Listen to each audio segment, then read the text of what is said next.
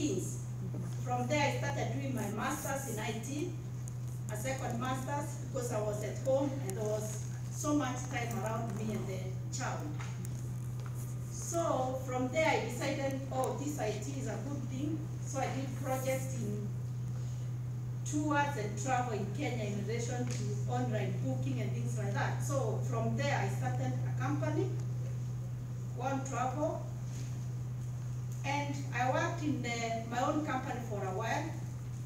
I joined hospitals doing their data. And then from there, I joined Hayes Information Management.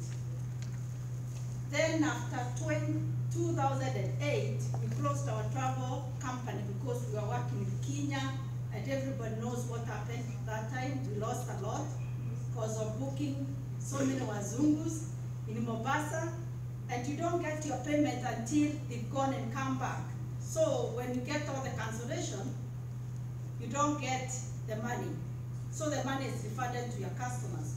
So after all that, I decided to look for my papers, my degrees, and went back to work. I've been working for One Vision for a while until 2013 when I traveled to Kenya, and 2014 we went back to Kenya in February because we lost a brother-in-law, so there was a funeral. When I was there, I looked at the papers, I saw jobs being advertised.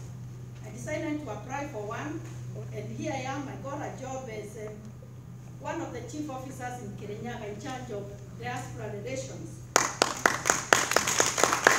And when there are these diaspora conferences, we always get invitations. We haven't been to US one, this is the first one. Maybe we've been to Dubai and other places. But all the time, we are trying to promote counties in relation to the people living in diaspora. Not just the country, but the counties. Going back to where you came from, going back to your own people, going back to invest.